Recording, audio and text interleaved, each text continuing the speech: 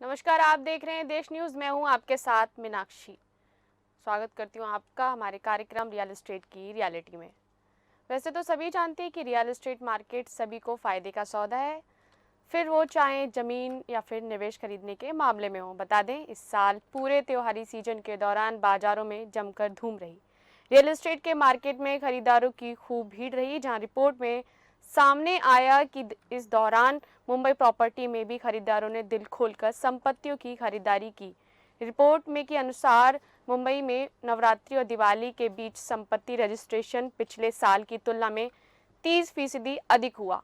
वहीं बता दें, नवरात्रि से शुरू हुए त्योहारी सीजन के दौरान मुंबई में 15 अक्टूबर से 15 नवंबर के बीच 12,602 संपत्तियों की रजिस्ट्री हुई है, जबकि पिछले साल इसी अवधि में 9,659 घरों का पंजीकरण हुआ था। इसी दौरान राज्य के खजाने में संपत्ति पंजीकरण में कुल इस हिसाब से 1,257 करोड़ रुपए का राजस्व जमा हुआ है। त्योहारी सीजन में प्रॉपर्टी की हुई जमकर खरीदारी से साल का दैनिक औसतन पंजीकरण पिछले साल की 322 इकाई से 26% बढ़कर 704 यूनिट हो गई। वहीं संपत्ति सलाहकार फर्म नाइट फ्रैंक इंडिया की रिपोर्ट में कहा गया कि त्योहारी सीजन में सामान्य उछाल के अलावा अधिक बिक्री का कारण स्तर, ब्याज दरें और घर खरीदारी की बड़े घरों की तरफ बढ़ता रुझान भी रहा है। जहां त्योहारी में नवरात्रि के दौरान मुंबई में संपत्ति पंजीकरण में 37.4% की बढ़ोतरी दर्ज की गई। इस साल नवरात्रि में कुल 4,594 संपत्तियों का पंजीकरण हुआ, जबकि पिछले नवरात्रि के दौरान 3,343 इकाइयों का पंजीकरण हुआ था। नाइट फ्रैंक इंडिया के चेयरमैन साथ ही प्रबंधक निदेशक शिशिर बैजल का कहना है कि मुंबई शहर ने संपत्ति पंजीकरण में उछाल देखने को मिला है, जो उच्च मूल्य निवेश के प्रति बढ़ती प्रतिबद्धता को दर्शाता है। त्योहारी सीजन की शुरुआत से ही बेहतरीन रुझान मिल रहे थे, जो कि आंकड़ों में सच साबित हुआ है। ताजा आंकड़ों को देखकर कहा जा सकता है कि आने वाले दिनों में मुंबई में प्रॉपर्टी की मांग और भी ज्यादा मजबूत होगी। सच्चाई तो ये कि महाराष्ट्र में त्योहारों की शुरुआत गणपति आगमन से ही शुरू हो जाती है। इस साल गणपति उत्सव के दौरान भी प्रॉपर्टी खरीदारी से महाराष्ट्र सरकार की खूब कमाई हुई, जिसके चलते सरकार के खजाने में 1,124 करोड़ रुपए का राजस्व जमा हुआ था। वहीं दूसरी ओर सितंबर महीना भी मुंबई में प्रॉपर्टी रजिस्ट्रेशन और स्टाम्प ड्यूटी कलेक्शन के लिहाज से सबसे बेहतर रहा है। पिछले साल के मुकाबले जहां 23% से प्रॉपर्टी बुकिंग हुई थी और स्टाम्प ड्यूटी कलेक्शन 53% बढ़ोतरी दर्ज की गई थी। आपको बता दें, महाराष्ट्र के पंजीयक महानिरीक्षण के आंकड़ों के मुताबिक मुंबई में सितंबर के दौरान कुल 10,602 संपत्तियों का रजिस्ट्रेशन हुआ। इस प्रॉपर्टी पर स्टाम्प ड्यूटी से सरकार ने कुल 1,124 करोड़ रुपए हासिल किए। एक रियल एस्टेट कंसल्टेंसी CBRI की रिपोर्ट से पता चला है कि भारत में 4 करोड़ रुपए या उससे अधिक कीमत वाले लग्जरी घरों की बिक्री पिछले साल की समान अवधि की तुलना में 2023 के पहले 9 महीने में 97% बढ़ी है। भारत के शीर्ष 7 शहरों में इस प्रकार 9,200 लग्जरी घर बेचे गए, जबकि पिछले साल यह आंकड़ा 4,700 ही था। वहीं कंसल्टेंसी ने अपने इंडिया मार्केट मॉनिटर Q3 2023 में कहा कि इस साल त्योहारी सीजन में घरों की बिक्री 3 साल में सबसे ज्यादा होने की उम्मीद थी, और ऐसा हुआ भी है। अब बात करते हैं देश के टॉप शहर दिल्ली, NCR, मुंबई और हैदराबाद की, जहां रिपोर्ट में कहा गया है कि दिल्ली, NCR, मुंबई और हैदराबाद बिक्री पर हावी होने वाले शीर्ष 3 बाजारों के रूप में उभरे हैं, जो शीर्ष 7 शहरों में कुल लग्जरी आवास बिक्री का लगभग 90% है। जहां दिल्ली NCR 37% की हिस्सेदारी के साथ शीर्ष पर रहा, जिसके बाद मुंबई, हैदराबाद और पुणे का स्थान रहा, जिनकी हिस्सेदारी 35%, 18% और 4% थी। बता दें कि साल शुरुआत में ही जनवरी सितंबर के दौरान सभी मूल्य श्रेणियों में घरों की कुल बिक्री 2,30,000 इकाइयों से अधिक हो गई, जो पिछले वर्ष की तुलना में लगभग 5% की वृद्धि दर्ज करती है। इतना ही नहीं, घरों की बिक्री में मध्यंत परियोजनाओं का वर्चस्व रहा, जो कुल बिक्री का लगभग आधा हिस्सा था। इसके बाद उच्च अंत और किफायती परियोजनाएं थी। रिपोर्ट में कहा गया है कि घर खरीदने वालों के लिए सामर्थ्य अब एकमात्र निर्णायक कारक नहीं रह गया है, क्योंकि स्वास्थ्य और सुरक्षा, स्थिरता और स्मार्ट होम प्रौद्योगिकी का एकीकरण भी घर खरीद निर्णयों की कुंजी के रूप में उभरता नजर आ रहा है।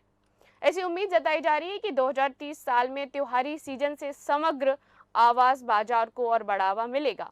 साथ ही ब्याज दर चक्र में ठहराव के साथ त्योहारी सीजन में डेवलपर्स द्वारा दिए जाने वाले प्रोत्साहन और योजनाओं से बिक्री और वृद्धि होने की संभावना भी लगातार थी।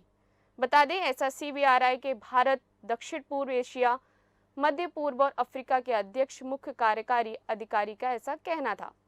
रियल एस्टेट में बढ़ती मांग का एक कारण प्रीमियर श्रेणियों में बढ़ रही मांग भी शामिल है, जिससे महंगाई के दबाव के बीच आवासीय चक्र परिपक्व हो रहा है। ठीक वैसे ही हमने मध्य अंत और प्रीमियर श्रेणियों में बढ़ती मांग देखी है, जिसके विपरीत प्रीमियम और लग्जरी खंड विशेष रूप से उच्च निवल मूल्य वाले व्यक्तियों के लिए एक पसंदीदा निवेश है, विकल्प के रूप में उभरने की उम्मीद है। तो ये थी रियल एस्टेट में 2023 की खरीदारी। लेकिन वहीं अगर आपने किसी निर्माणाधीन रियल एस्टेट परियोजना में मकान खरीदा है और उसे बना रही कंपनी दिवालिया हो जाती है, तो घबराने की बात नहीं है।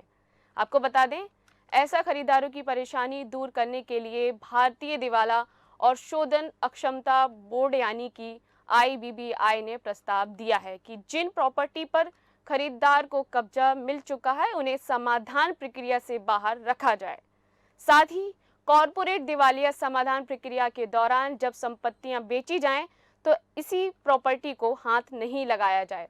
IBBI ने रियल एस्टेट कंपनी के दिवालिया होने पर उसकी हर परियोजना के लिए अलग अलग दिवालिया प्रक्रिया का प्रस्ताव भी दिया है, ताकि हर एक परियोजना में कई बोलीदाता बुलाए जा सकें। बता दें, दिवालिया नियामक ने 6 नवंबर को जारी पर्चा पत्र में दिवालिया रियल एस्टेट विनियामक प्राधिकरण यानी कि रेरा की भूमिका बढ़ाने की वकालत भी की है। इसीलिए उसने कॉरपोरेट दिवालिया प्रक्रिया से गुजर रही सभी रियल एस्टेट परियोजनाओं के लिए पंजीकरण अनिवार्य करने की सिफारिश भी की है। IBBI ने आगे कहा है कि रियल एस्टेट परियोजना का पंजीकरण अनिवार्य है ताकि अधिक पारदर्शिता, जवाबदेही और कुशल प्रक्रिया सुनिश्चित की जा सके। IBBI ने रियल एस्टेट परियोजनाओं पर अमिताभ कांत समिति की रिपोर्ट लागू करने के लिए सभी हितधारकों से राय मांगी है। साथ ही ये रिपोर्ट निर्माण के दौरान अटकी पुरानी परियोजनाओं के बारे में है। इसमें कहा गया है कि रियल एस्टेट क्षेत्र की जटिलताएं दूर करने के लिए IBC में सुधार की जरूरत है। प्रमुख सिफारिशों में हर परियोजना के लिए अलग दिवालिया प्रक्रिया, स्वामित्व का हस्तांतरण और समाधान प्रक्रिया के द्वारा आवंटियों का भूखंड, अपार्टमेंट या मकान पर कब्जा देना शामिल है। बता दें, IBBI ने अपने दिशा निर्देशों के जरिए एक समाधान ढांचा तैयार करने पर भी विचार कर रहा है, ताकि हर परियोजना के लिए अलग अलग दिवालिया प्रक्रिया शुरू करने के वास्ते रियल एस्टेट क्षेत्र की जरूरतों को पूरा किया जा सके। साथ ही मकान खरीदारों को समाधान आवेदक बनने की अनुमति दी जा सके। मगर हर परियोजना के लिए अलग अलग दिवालिया प्रक्रिया के प्रस्ताव पर विशेषज्ञों ने कुछ चिंताएं भी जाहिर की हैं। उनका कहना है कि इससे प्रशासनिक बोझ बढ़ जाएगा, खासकर ऐसे मामलों में जहां किसी रियल एस्टेट कंपनी की कई परियोजनाएं विकास के विभिन्न चरणों में हों। वहीं एक्सपर्ट्स का कहना है कि ऐसे पूरी दिवालिया प्रक्रिया जटिल हो सकती है, क्योंकि कई समाधान योजनाओं के साथ तालमेल बिठाना और हर एक परियोजना में विभिन्न हितधारकों को शामिल करना काफी चुनौतीपूर्ण होगा। इसके परिणाम संभवतः अच्छे नहीं होंगे। कुछ परियोजनाओं का समाधान दूसरों के मुकाबले अधिक कुशलता से किया जा सकता है, मगर अधिकतर विशेषज्ञों ने सहमति जताई है कि अगर कोई परियोजना डिफॉल्ट होती है तो पूरी कंपनी को कॉरपोरेट दिवालिया प्रक्रिया में घसीटने का कोई मतलब नहीं है। वहीं दूसरी ओर खेतान लीगल एसोसिएट्स की पार्टनर स्मृति तिवारी ने कहा है कि रियल एस्टेट क्षेत्र की अनोखी प्रकृति के मद्देनजर परियोजना आधारित दिवालिया प्रक्रिया काफी व्यवहारिक समाधान है। इसमें ऋणदाताओं और आवंटियों के वित्तीय हित समान रूप में शामिल है। तो इन सभी तमाम जानकारियों को मद्देनजर रखते हुए आपको बता दें, IBBI ने रेरा प्रावधान के अनुरूप हर एक परियोजना के लिए अलग बैंक खाता रखने और प्रक्रिया में पारदर्शिता सुनिश्चित करने का भी सुझाव दिया है। इसी के साथ देश दुनिया से जुड़ी तमाम खबरों को देखने के लिए जुड़े रहें हमारे साथ और देखते रहें देश न्यूज़।